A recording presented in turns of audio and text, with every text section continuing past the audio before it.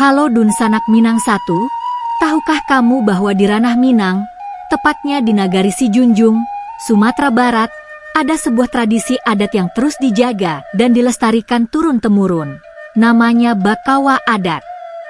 Sebuah ritual budaya yang bukan sekadar seremonial tahunan, tetapi juga lambang kebersamaan, kekuatan adat, dan doa bersama untuk keselamatan nagari.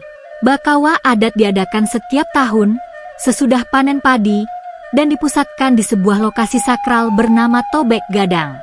Disinilah masyarakat adat Nagari Sijunjung berkumpul, membawa harapan, syukur, dan semangat gotong royong. Yang membuatnya unik adalah peran para ibu. Mereka menyiapkan jamba, hidangan yang diletakkan dalam dulang.